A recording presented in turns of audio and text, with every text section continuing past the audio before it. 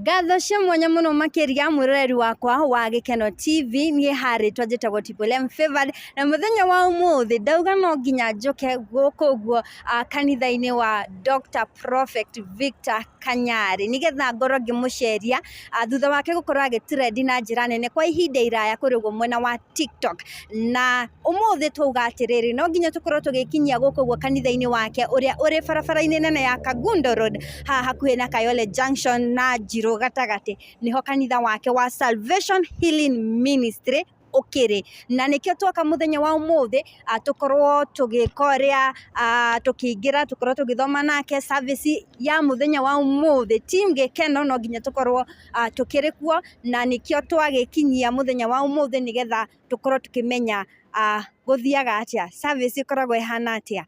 Yes, koguo mwiroreri ndukehere mitambo-ini tuingire nawe thiini tuthome nawe service hari uguo akorwo ni gukoragwo na atumia kwaya ni gukoragwo na praise and worship tuine hamwe ngina hari uguo Prophet Victor Kanyari agukorwo akihunjia na ni ndiretikia ati ni mugukorwo mukirathimwo na kiugo kia muthenya wa umuthi ngina haha uguo akoragwo akihoera andu ni tuiguaga ni ateithagia andu ni tugukorwo tukiona koguo ndugathiore mitambo wirorere video ino ikiri yothe nigetha ukorwo gitaukwo ni tondu ni ndatua itua umuthi no nginya ndimucerie ni unakiona haha uguo nja hakiri na rori citigitiganite na ici cironeka cihuthikaga gukorwo akihunjia kana akitwara service miena igitiganite na koguo nicio cikiri haha uguo nja ciothe ni branded na kanitha ukiri haha uguo thiini. So guys, mutigathie kunene reke tuthie tuthome service ya muthenya wa umuthi nigetha maundu mothe magikiagirire nie njitagwo Triple Favored.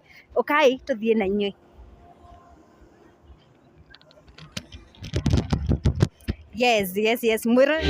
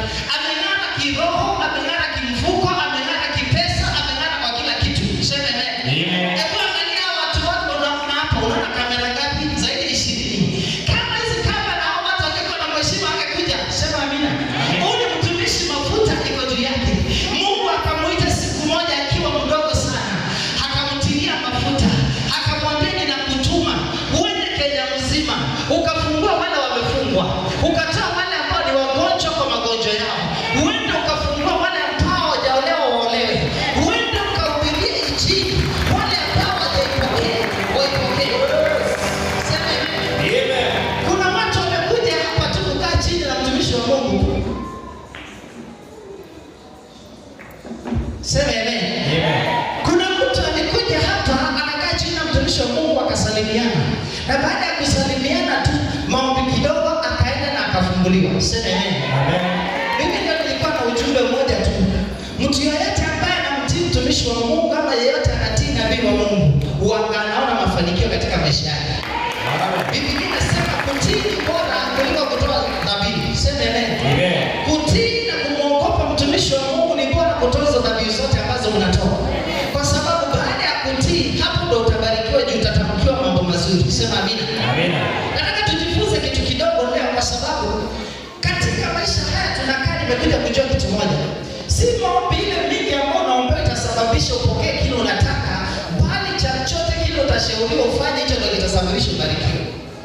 Mungu anasema ya kwamba nitiini katika hili, nami nitawafungulia milango na madirisha ya mbinguni. Sema amen. Kufunguliwa milango kwako si ile maombi ambayo utaombewa. Nikisoma Marko 3:10 kuanzia 8-11, ainiambii kuna mahali kuna maombi pale. Kile kiko mahali pale ni kitu moja tu, ni kutii sauti ya Mungu kupitia mtumishi wake, na wewe unaenda kupokea kile ambacho unataka.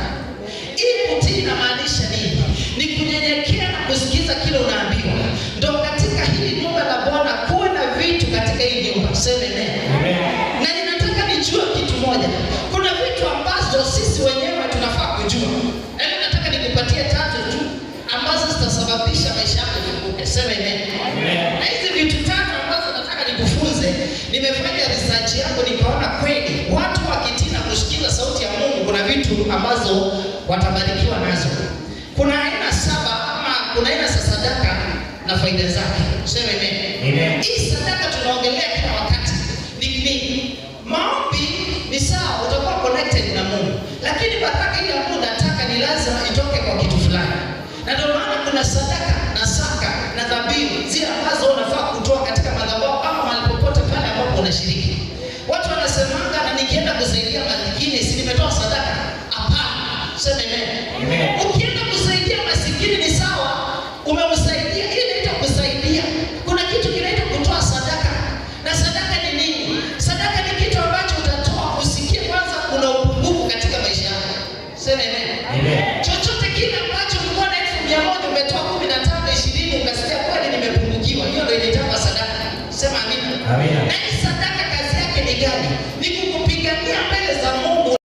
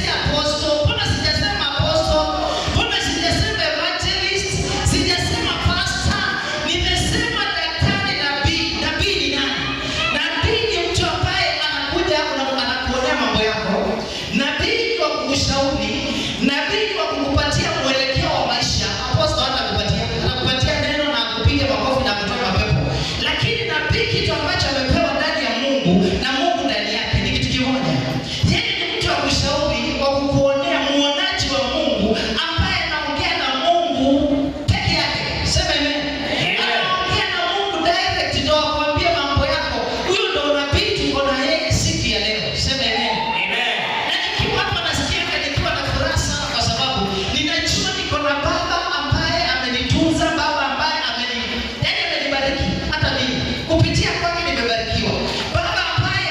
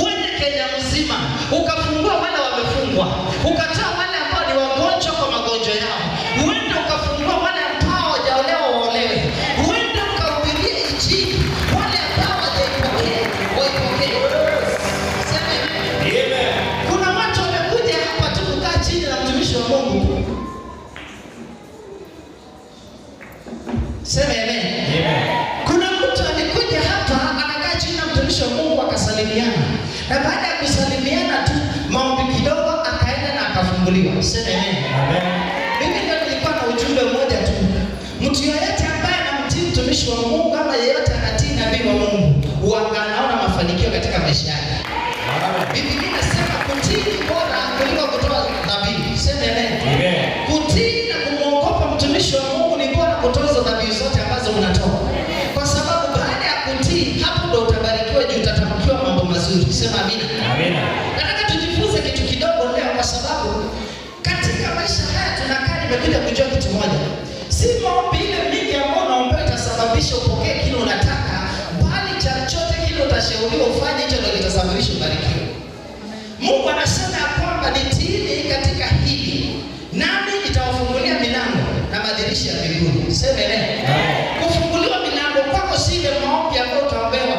Nikisoma Marko 3:10 kuanzia 8 kwenda 11, ainiambia kuna mahali kuna maombi pale. Kile kiko mahali pale ni kitu moja tu, ni kutii sauti ya Mungu kupitia mtumishi wake, na wewe unaenda kupokea kile ambacho unataka. Ili kutii inamaanisha nini? Ni kunyenyekea na kusikiza kile unaambiwa. Ndio katika hili nyumba la Bwana kuwe na vitu katika hii nyumba. Sema amen. Na ninataka nijue kitu moja. Kuna vitu ambazo sisi wenyewe tunafaa kujua. Yaani nataka nikupatie 3 tu ambazo zitasababisha maisha yako yafunguke. Sema amen. Na hizi vitu 3 ambazo nataka nikufunze, nimefanya research yangu nikaona kweli watu wakitii na kusikiza sauti ya Mungu kuna vitu ambazo watabarikiwa nazo. Kuna aina 7 ama kuna aina za sadaka na faida zake. Sema amen. Hii sadaka tunaongelea kila wakati. Ni maombi ni sawa, utakuwa connected na Mungu. Lakini baraka ile ambayo unataka ni lazima itoke kwa kitu fulani. Na ndio maana kuna sadaka na saka na dhabihu zile ambazo unafaa kutoa katika madhabahu ama mahali popote pale ambapo unashiriki. Watu wanasemanga na nikienda kusaidia maskini si nimetoa sadaka? Hapana. Sema amen. Ukienda kusaidia maskini ni sawa, umemsaidia, ile inaitwa kusaidia. Kuna kitu kinaitwa kutoa sadaka. Na sadaka ni nini? Sadaka ni kitu ambacho utatoa usikie kwanza kuna upungufu katika maisha yako. Sema amen. Chochote kile ambacho ulikuwa na 1,100 umetoa 15, 20 ukasikia kweli nimepungukiwa, hiyo ndio inaitwa sadaka. Sema amina. Amina. Na hii sadaka kazi yake ni gani? Ni kukupigania mbele za Mungu. Tuwakaribishe jamani. Hapa kwetu Salvation Healing Ministry tunapenda wageni sana sana sana. Makofi mazuri.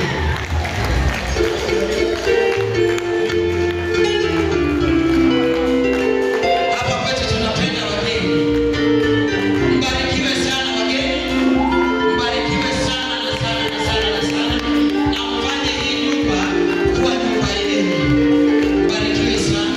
Hata mnapoketi mbarikiwe. Niko na wageni wangu wengine kutoka pale kwenye TV. Kama ulisikiza baba yetu pale kwa TV na ukaona ni vizuri uje ule nasi, naomba upate kusimama. Kama uko mahali hapa na ulisikia nabii,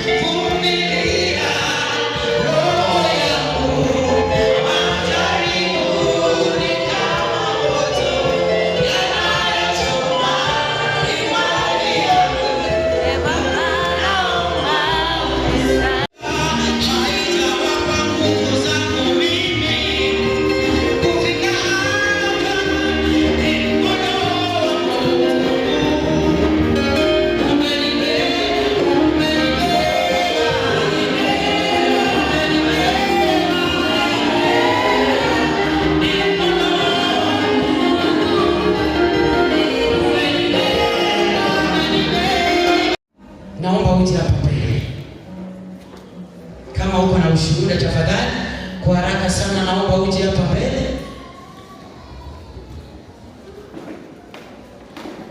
Usiogope kutoa ushuhuda wako jamani.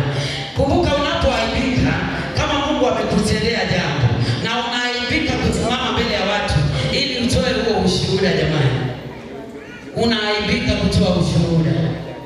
Je, Mungu akikuaibikia itakuwa namna gani? Amen, amen, amen.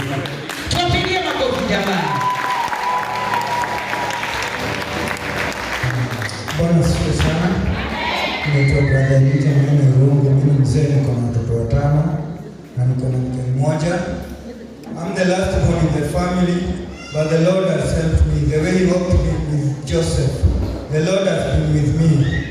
Last year tulipokuwa tunafunga mwaka hapo kanisani, walikuwa wanasema wale ambao watakuwa vizuri wakifikia mwezi wa 4 Mungu atakuwa amewainua. Last year I was able to employ about 2 people, but this year, because last year I was giving heavy gifts to God, I was able to give my sacrifices. Even nilikuwa hata nakopa ili niweze kulipa sadaka zangu kwa Mungu. Lakini mwaka huu mimi nilikuwa nikifikiria nikianza nitaisha, kwa sababu nilikuwa chini sana. Nilikuwa nimepitia vita vya kifamilia, tena nikapitia vita vya majirani, vita vya kikazi. Lakini mwaka huu kufikia wakati huu, nashukuru Mwenyezi Mungu kwa sababu ya madhabahu ya Nabii Prophet Kanyari, kwa sababu mimi niko na uwezo wa kuajiri watu 5 siku ya leo, na niko na uwezo wa kulisha familia yangu, watoto 5 waende shule. Niko na uwezo wa kusaidia watu ambao wanakuja wajalipa manyumba, na mimi sijaandikwa na mtu yoyote hivi unaniona. Lakini watu wananiaminia biashara zao, wananiaminia kazi, na mimi ukinipa kazi naandika mtu mwingine. Mungu apewe sifa na inuliwe milele na milele. Wacha tumpe makofi mazuri anapenda kukuta. Bwana Yesu asifiwe.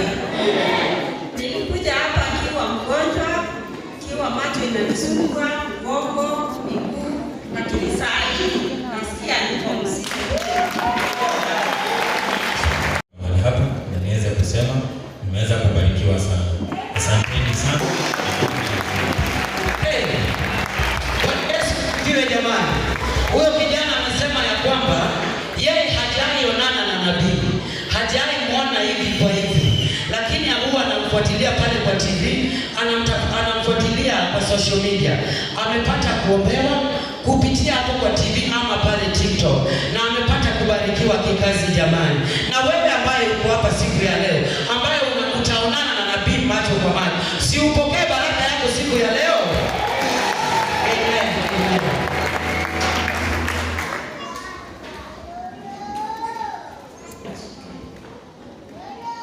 Bwana asifiwe kanisa.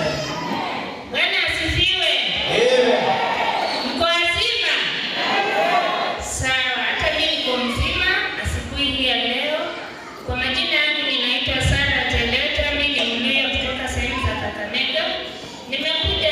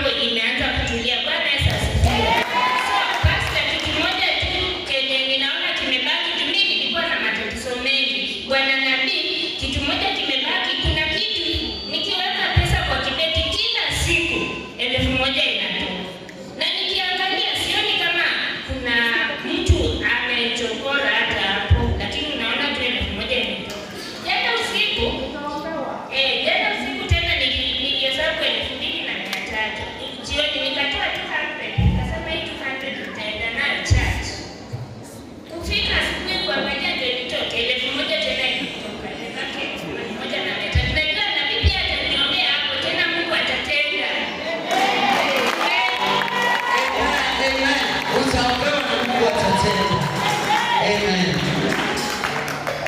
Ya Bwana Yesu asifiwe kanisa. Asifiwe tena. Kwa majina mimi naitwa Samuel Bahati. Actually nimetoka Jado, na nilipokuja hapa kanisani nilikuwa na shida ambayo nimesumbukana muda mrefu, mpaka familia, mama mzazi, vile mnajua mama mzazi ndiye anakuwa mwenye huruma, lakini alifika mahali mpaka naye akanuso na mimi. Nilikuwa na uvimbe kwenye sehemu ya siri na ilikuwa singeweza kuvaa nguo kama vile nimevaa hivi, lakini nilipokuja hapa ibada ilikuwa ya maji ya Mungu na dawa ya Mungu. Kiukweli mtumishi wa Mungu alionipa akaniambia niwe na nioge pamoja nayo kwa siku 3 kanisa. Hivi sasa nimeona niko sawa.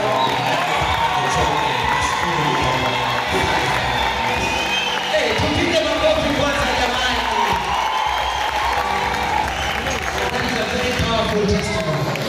Anasema ya kwamba akija hapa mara ya kwanza alikuwa na shida, alikuwa na uvimbe pale kwenye sehemu za siri, lakini alipoombewa na akapatiwa dawa akakunywa na akaambiwa aoge na hiyo dawa kwa siku 3, amepata kupona na hata anaweza vaa hiyo longi vizuri na hata anaweza tembea vizuri. Jamani, makofi kwa Mungu. Natumani hakuna yule ambaye nimemfungia ambaye akona ushuhuda. Mimi nataka kusema ya kwamba Bwana amekuwa mwaminifu maishani mwangu, maana amenipa uhai bure, amenipa hata na afya bure, na hata amenilinda na mtoto wangu vizuri. Bwana sifiwe. Hata ninapopiga simu nyumbani nikisikia mama yuko mzima, hiyo ni testimony kwa maisha yangu.